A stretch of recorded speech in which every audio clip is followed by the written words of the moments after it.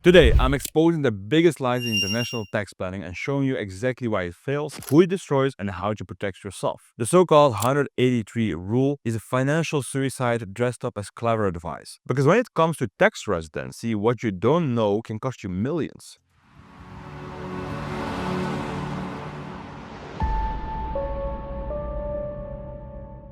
First, let me explain what the 183-day rule actually is, because most people spreading this advice don't even understand themselves. Look, the 183-day rule is a tax residency test used by some countries to help determine whether someone should be considered as a tax resident. And the basic concept is that if you spend 183 days or more in a country during a specific tax year, you might be considered as a tax resident there. Notice I said might be and also some countries, because those qualifications are crucial. The rule originated from the international tax treaties, and the idea was if you spend more than half a year somewhere, the 183 days out of 365, that is probably where your main obligation should be. And it sounds reasonable, right? And that's exactly why the myth became so appealing. Internet gurus, they took this rule and they twisted it into something it was never meant to be. What I see people doing right now, they are telling people like, just make sure you never spend 183 days in a country and you won't be a tax resident anywhere. So no tax residency equals no taxes. But it's not that easy and 100% true. It sounds so simple that thousands of people have fallen for it. And you see it everywhere. Digital nomads, influencers, they're also posting from Bali and claiming their tax-free life because they never spend more than 183 days anywhere. Telegram groups, I also saw them already, sharing spreadsheets, tracking days like it's a kind of game. I also see YouTube videos promising you can hack the tax system with simple day counting. And I believe it's all garbage. It's destroying people's life. Let's call him Marcus. He was running a successful software consultancy and he was making around 400,000 euros a year. He was a very smart guy and he really thought he figured it out. Now, he calculated everything perfectly. Not more than 108 days in Germany, just to stay under the limit. Then he was for 2 months in Thailand, Portugal another month, and Dubai for the rest. He had a spreadsheet, I even saw it, color-coded, tracking every single day. And for 2 years, of course, it went good. So he felt untouchable. No German taxes, no taxes anywhere. Living the dream life, posting about his location, independent lifestyle on LinkedIn. And then the reality really hit him like a freight train. The German tax authorities, they didn't care about his spreadsheet.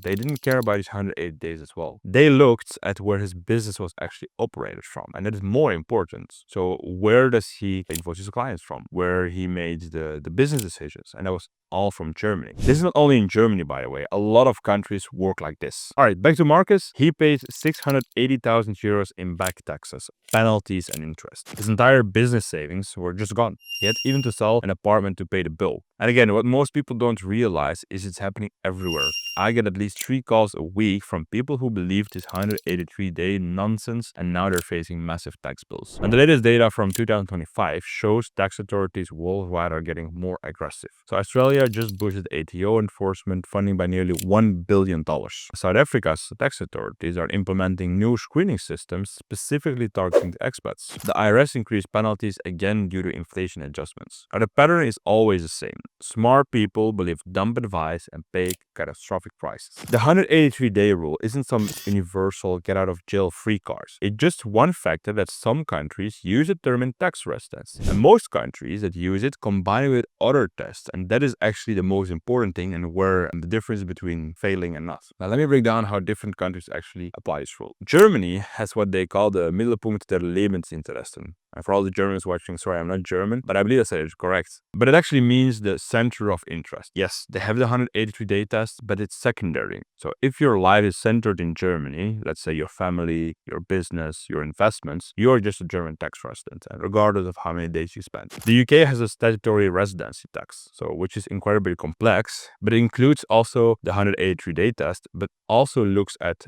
your accommodation, work patterns, family circumstance, etc. You can spend 0 days in the UK and still be considered as tax residents. And France looks where your life is based, so they have a 183-day test, but it's just one of the 4 tests they use. The US is completely different. If you're a US citizen, you're just taxed on your worldwide income, no matter where you live. So for non-citizens, they have a subsidial presence test, so that's more complex than just this 183 days. Spain recently updated their rules specifically to catch digital nomads trying to game the system. So every country is different.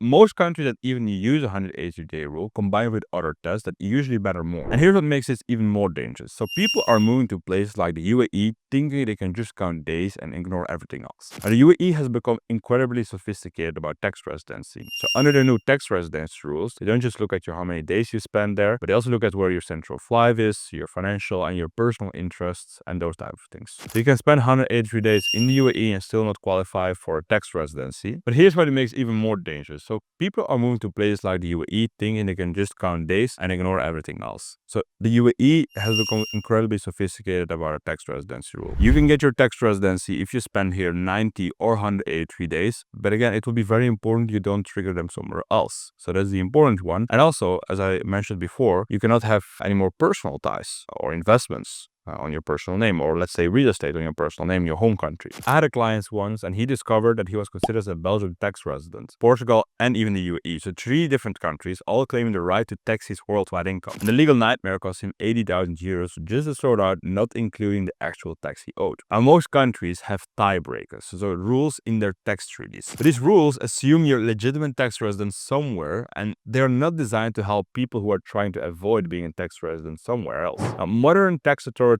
aren't stupid, so they're not sitting with calendars counting your days. They're using sophisticated analysis to understand where your real life and business is based. They look at your banking patterns, where you're making transactions, which ATMs are you using. They analyze your business operations, so where are you invoicing from, where are your business meetings, and they examine your digital footprint, so your social media posts, your LinkedIn updates, your email patterns, etc. One client got audited partially because his Instagram showed him working from the same co-working space in London every single day, every single month. And despite claiming he was just visiting the UK tax authorities literally used his own social media posts to prove he was a UK resident. Countries are sharing information like never before. So you have also the OECD's, the Common Reporting Standards, mean your financial information automatically changes between countries. So your home country knows perfectly about your foreign bank accounts, they know perfectly about your investment gains, and they know about your business income in other countries. The days of hiding income, that is over. So everything is transparent now. The penalties when they catch you are brutal. So for 2025, the IRS has increased penalties again due to inflation, as I said. So failure to file penalties are now 5% of unpaid taxes per month, up to 25%.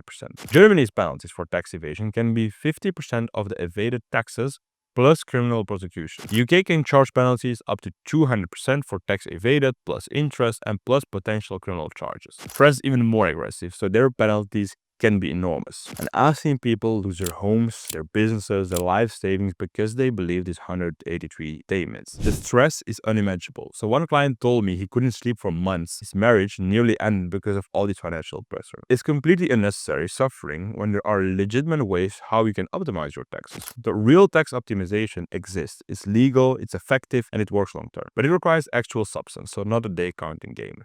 Take the UAE. Zero personal income tax, zero capital gain tax, clear residency requirements. You need to become a tax resident somewhere. So you need to get your Emirates ID, open a local bank account, conduct real business activities. We help the client properly relocate his business to Dubai, get proper residency, set up a local operation, establish real business substance. And he went from paying 45% tax in the Netherlands to paying actually almost nothing. Completely legally and completely sustainable. Singapore has a tutorial taxation and that can be incredibly powerful. But you need proper established Singapore tax residency. Hong Kong's tutorial system can work brilliantly for international businesses. But again, you need genuine business substance there, and you also need to make sure you have tax residency. These strategies work because they have real substance behind them. So you're not trying to game the system, you're legitimately changing your tax residency. The wealthy understand this. Let's say Warren Buffett. He isn't hopping around the world counting days with his Excel sheet. He uses legitimate investment structures and proper tax planning. Bill Gates doesn't avoid taxes by traveling constantly. He has proper legal structures and legitimate tax strategies.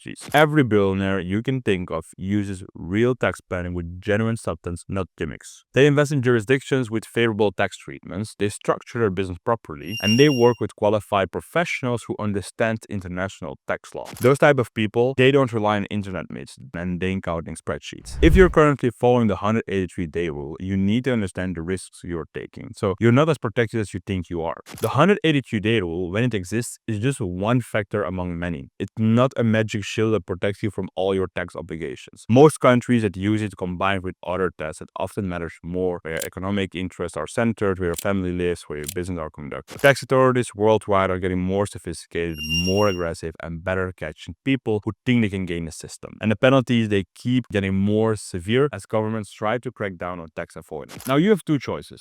You can keep playing this dangerous game, hoping you not get caught, knowing if you do, the consequences could be devastating. Or you can just implement legitimate tax strategies that actually work, provide real protection, and give you peace of mind. The cost of getting proper advice upfront is nothing compared to the potential cost of getting it wrong. We charge a few €1,000s for comprehensive tax planning, and the first meeting where we explain all the rules for you is even free to make sure every client gets proper information. Compare that to the hundreds of thousands of our clients save every year, or the hundreds of thousands they could lose if they get caught following bad advice. It's not even a decision when you look at the rationally. And if you want to explore real strategies that actually work, visit emifast.com. We will analyze your specific situation and show you what legitimate tax planning looks like. No day counting, no spreadsheets, and not hoping you don't get caught. Just real strategies based on substance, can withstand any audit, give you genuine long-term tax savings. Tell me, what is your experience with the 183-day rule? Have you been following this strategy? Let me know in the comments, and if this video opened your eyes and if it was helpful, hit that like button, subscribe, and I see you in the next video.